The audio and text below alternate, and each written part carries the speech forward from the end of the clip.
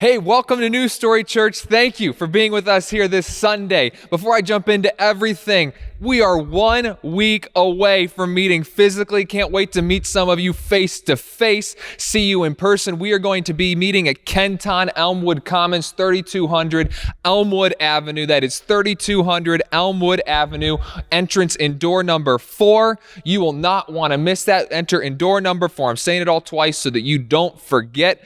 We're going to be meeting physically. And listen, this is like, we're going to keep doing this though too. So we're going to have our online campus and we're going to have our physical campus as well. Only a couple months old. We already got 2 campuses. Couldn't believe this had happened, but we're stoked for it, and we're glad that you're here with us, connecting with us either online or going to be connecting with us in person. And this week we are starting a series, a 4-week series called Compelling Conversations. Here's what we're looking at in this series. We're going to be looking at 4 compelling conversations that Jesus had in Mark's biography of the life of Jesus. Mark was traveling closely with Peter. Peter's very popular disciple, so we believe that Mark got most of his testimony and his account from Peter. We believe Mark was actually the first of the Gospels or the biographies of Jesus to be written.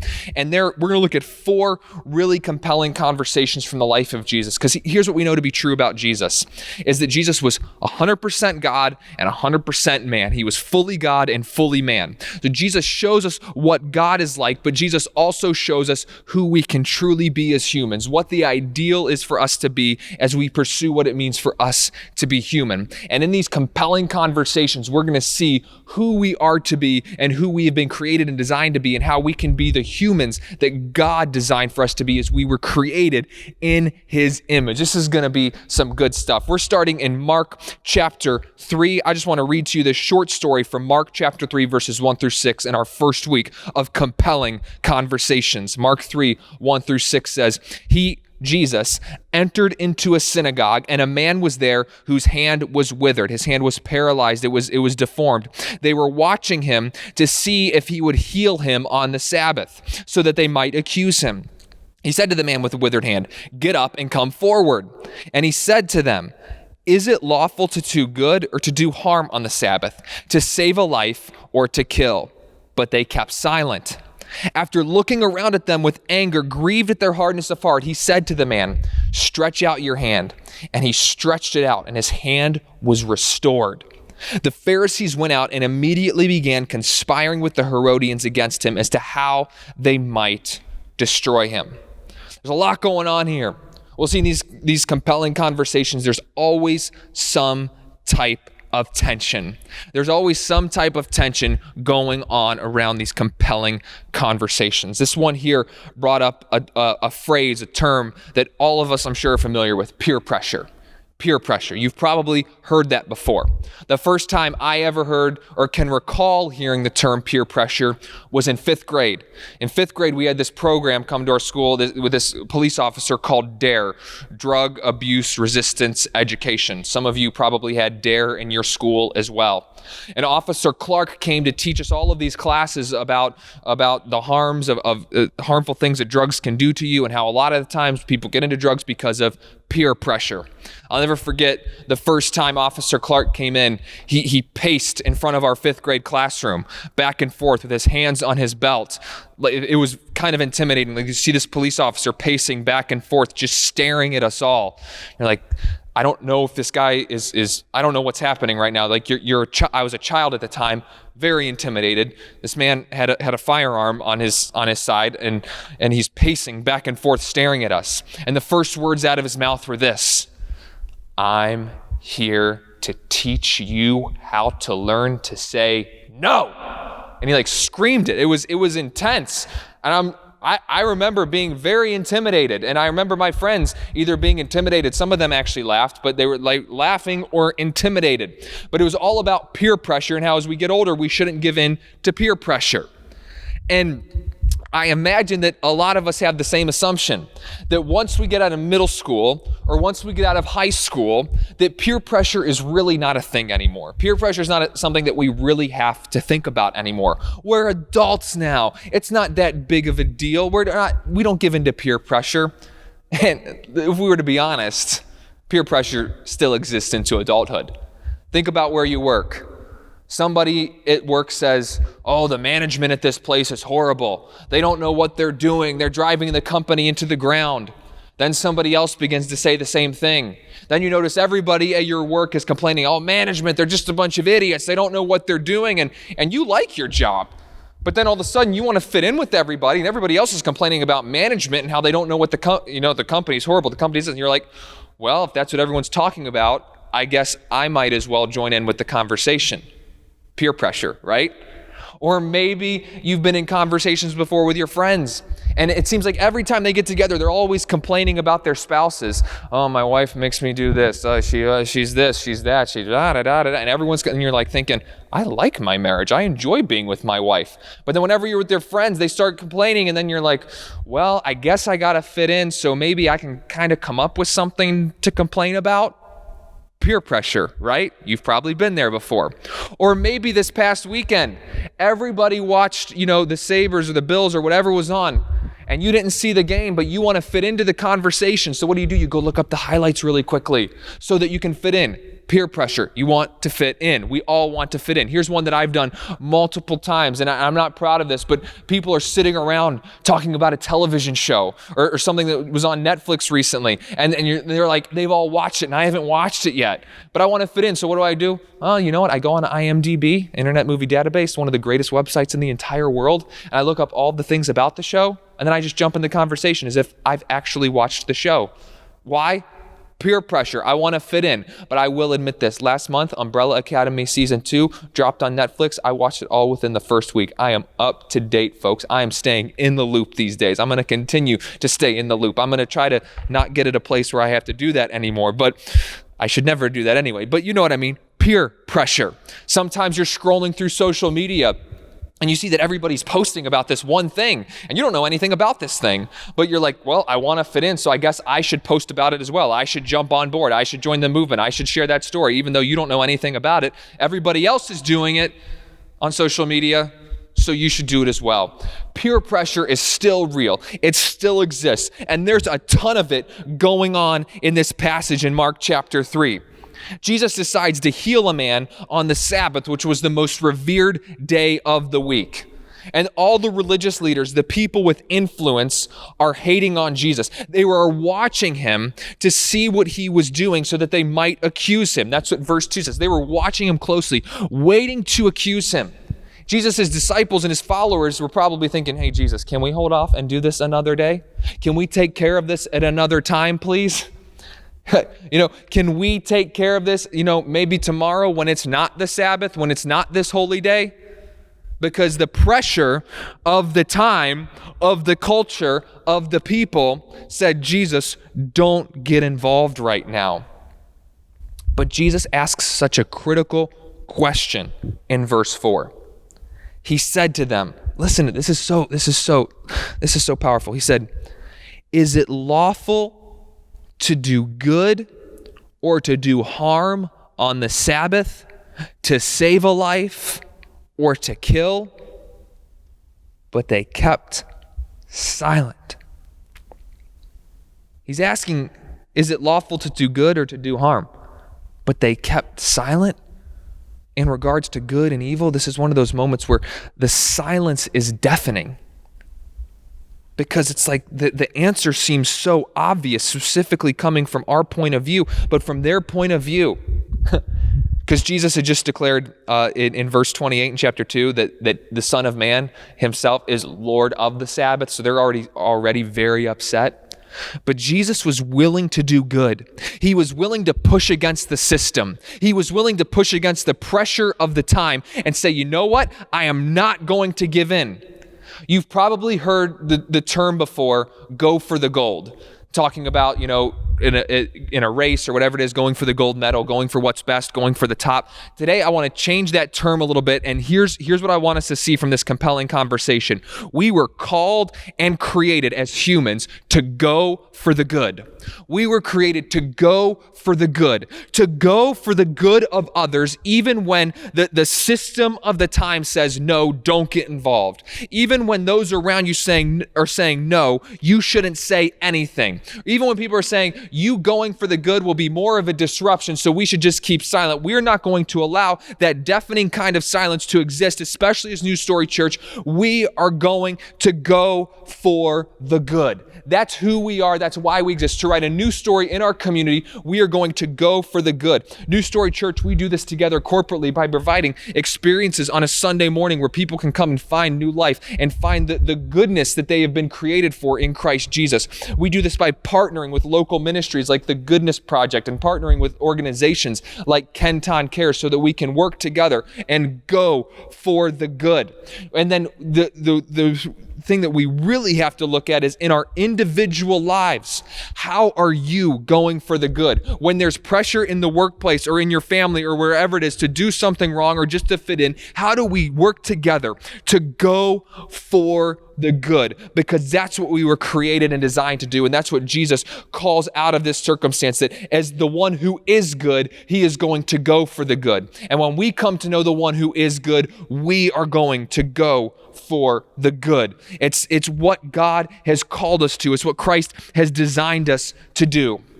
So how do we go for the good, especially if everything else is going in a different direction or if everyone else is going in a different direction? Well, the first thing I want us to see from this passage, and it's very similar to what we saw in Acts chapter 3 just a number of weeks ago with Peter. And the first thing is this: we are going to stand with someone. To stand with someone. Verses 2 and 3. They were watching him to see if he would heal him on the Sabbath so they might accuse him. He said to the man with the withered hand, "Get up and come forward."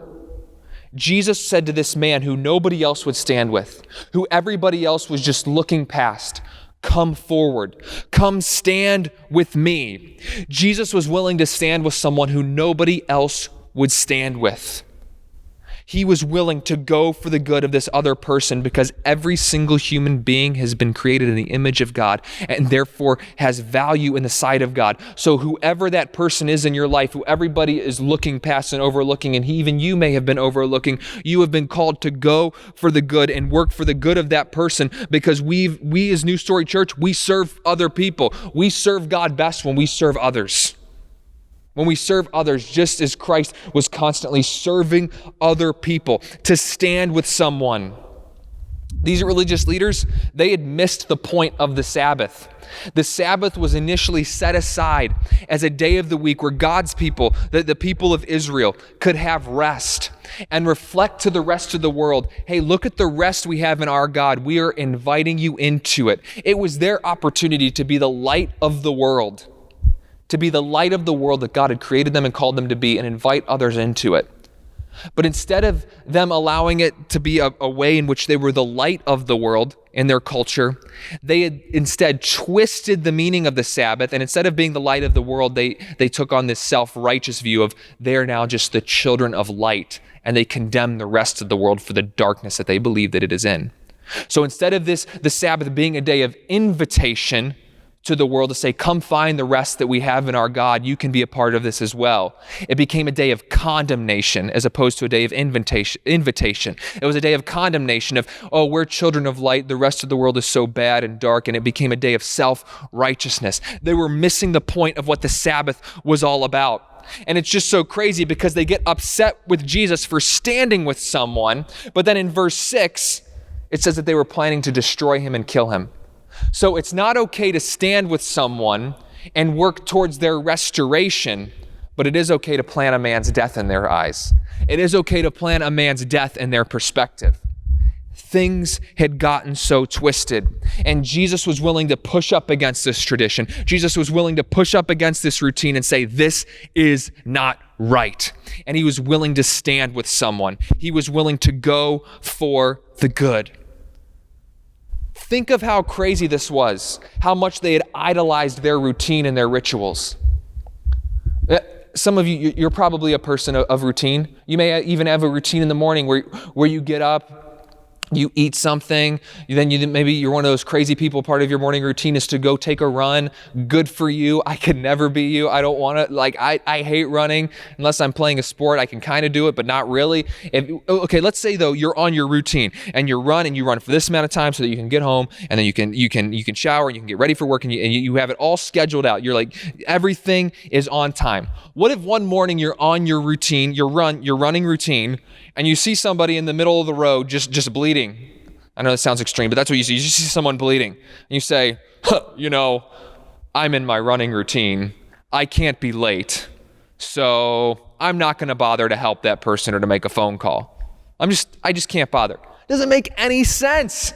That wouldn't make any sense.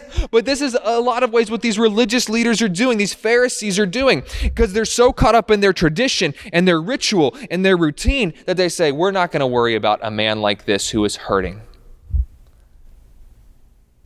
The way of Jesus to go for the good means that we are going to find those who are abandoned, who are overlooked, who are ostracized and oppressed, the widows, the orphans, all of those categories, people who feel as if they've been dehumanized, and we are going to step out of our way to go for the good, to show them that they've been created in the image of God and their souls can be restored by God. And we are going to lay down the idol of time, the idol of our routines, the idol of our rituals, and we are going to pursue going for the good because it's what Jesus did and it's what he's called us to do. We are going to stand with someone.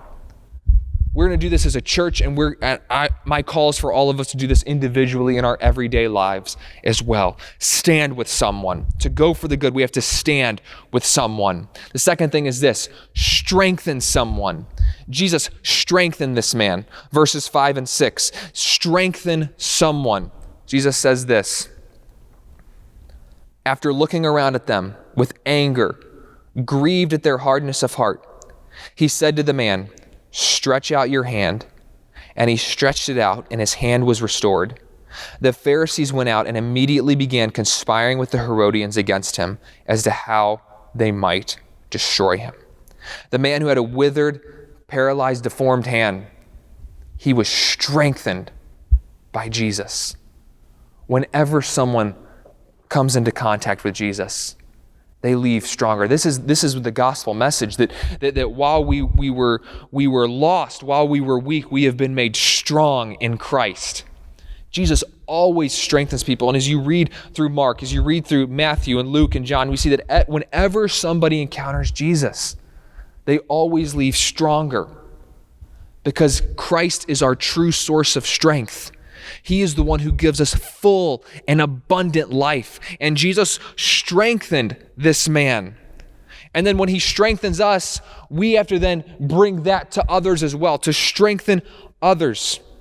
Jesus was willing to see when this man with a withered hand that, hey, there was still something inside. There was still life in this man. And the people in your life that maybe you've discredited or maybe you've written off, they are still created in the image of God, and they still have potential by God to live into the full life that he created them and designed them for. And maybe God is calling you to strengthen those people. Who can you strengthen? The tragedy of the story is this. And I can't remember where I read this, but I was doing some research on this message, and the commentator said, the withered soul of the Pharisees. That's the tragedy of the story. The withered soul of the Pharisees is far worse than the withered soul of the man. The withered soul of the Pharisees is far worse than the withered hand of the man. Sorry, this one. The withered soul of the Pharisees is far worse than the withered hand of the man. They missed out on what Jesus was doing because of their hardness of heart. Their hearts had become so hard that their withered hearts was a far greater tragedy because they were so concerned about a day of the week that they missed out on the good that God was doing in their midst. Let's not have withered, hard hearts that are blocked off to God moving in and through our lives. Let's have hearts that are open to the Holy Spirit moving in and through us so that we can strengthen someone that maybe we had been overlooking previously. It's just so powerful. And sometimes it's easy for us to be hard on the Pharisees. But as I look at them, I think about myself and how sometimes in one conversation, I can be encouraging someone and building someone up. And then in the next conversation, I can be saying something to or about someone else that's stealing life. And that's developing a hard and bitter heart within me. If we are to go for the good, we're not gonna get into those kind of conversations.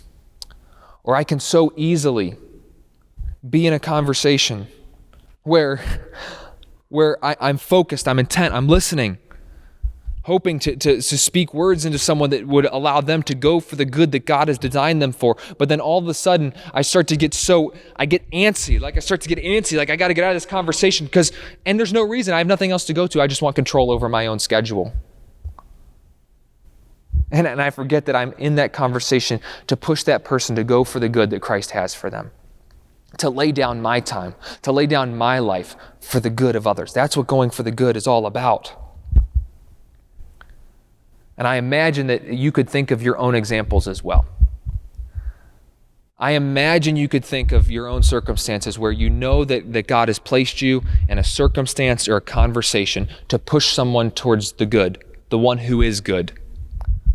But because of preferences or rituals or routines, it's easy to just blow off that person or to have a hard heart towards that person because of past behavior and miss out on the opportunity to strengthen the person.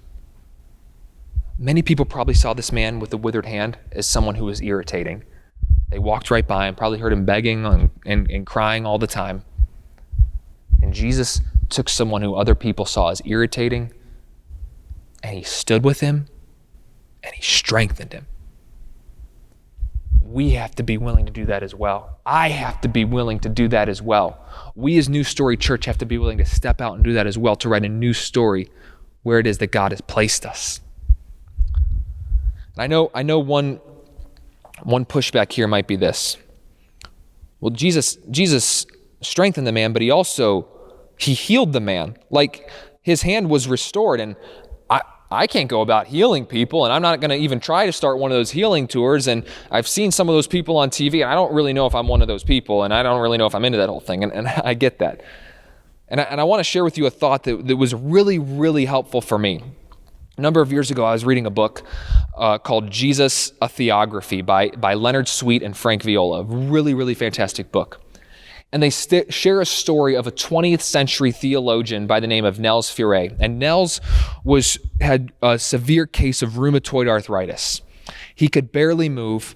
He taught classes as a professor, and he had to get his students at times to pick him up and drive him to his classes. But he was very determined. He'd find ways to still walk himself to his classes at times from his home. But he would enter his class every day, even with this debilitating arthritis, singing to the top of his lungs, "A mighty fortress is our God."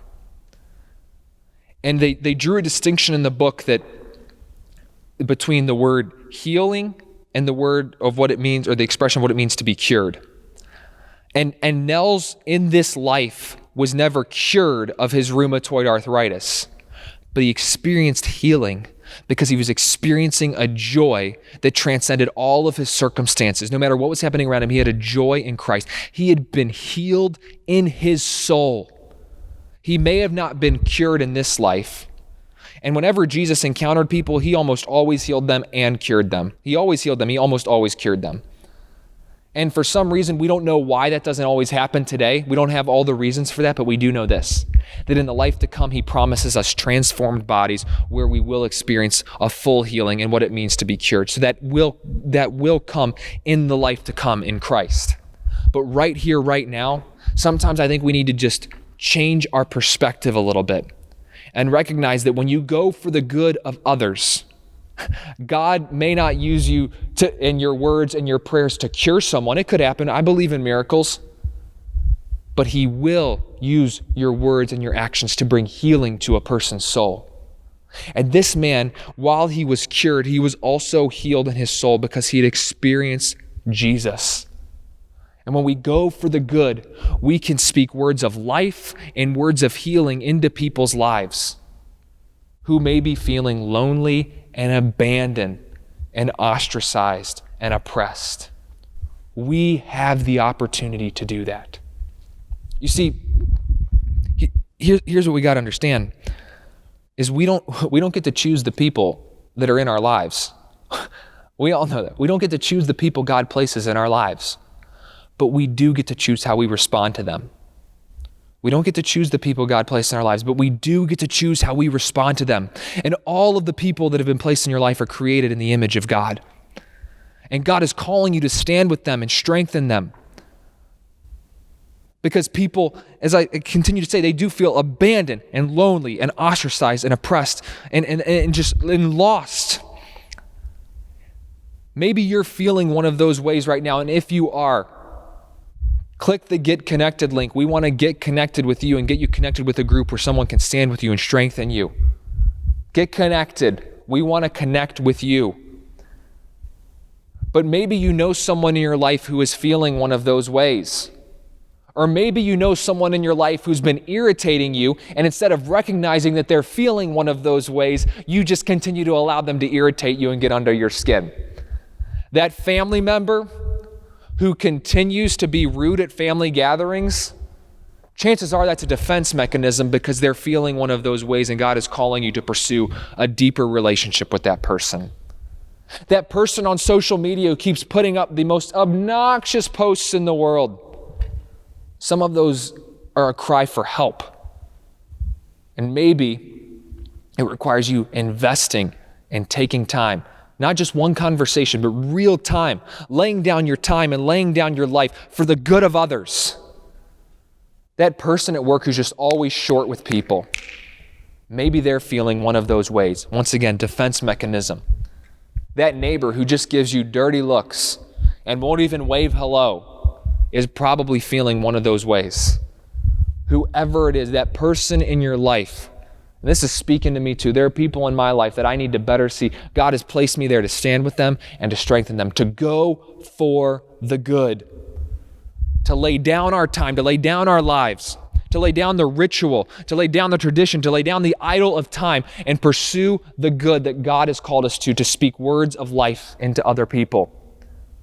You see, one of the things that the late Dallas Willard pointed out was this. When you look at the life of Jesus, you'll notice that Jesus was never in a hurry. Jesus was never in a hurry. And I know that's crazy to think about because I'm in a hurry all the time. I'm always fighting this. I'm even in a hurry when I talk sometimes. You notice I can talk really fast like this and I'm just really getting in a hurry and I really want to get through my messages and I really want to get through this because I am in a hurry. I'm in a hurry a lot. Jesus was never in a hurry. And he was always willing to stop and pay attention to people who nobody else would pay attention to and go for the good. So in our first compelling conversation here today, I want to ask you, who can you stand with and who can you strengthen? We exist here on purpose for a purpose, and we are going to go for the good of others. Go stand with someone. Go strengthen them. Speak the words of life that God has called you to, because just as you have been created in the image of God and loved by God, so has that person. So have those people that are in your life, and we are going to go for the good. We are going to stand for the lonely. We are going to stand for the oppressed, and we are going to move forward in writing the new story that Christ has called us to write. Let's go for the good. Let's do this together. Share with us stories of how you're going for the good. Reach out to us. Let us know. And let's go for the good that we were created to. We know a good God who has created us to go for the good of others. Let's do this together. If you would, please bow your heads and join me in prayer. Jesus, I thank you that we have a time like this to talk with you, to hear from you, to hear from your truth, to hear from you, Jesus. And I pray that we would all learn what it means to go for the good, that we'd be willing to lay down our time, we'd be willing to lay down our lives for the good of others, to go for the good because we know the God who is good. This is challenging, but this is a compelling conversation that you've called us into. And may we call others into it as well. If you're here today and you're watching this and you've never given your life to Jesus, Jesus died so that you could have life. He went to a cross so that you could have life, and then he rose from the grave, letting you know that you could have new life in him. If you've never given your life to Jesus, he's calling you forward, just as he said to this man, get up and come forward. He's saying to you, get up and come forward, come to me. He wants, cast your cares on him. He wants to care for you. He loves you. He has a plan for you. If you've never given your life to Jesus, I want to invite you right now. He is for you.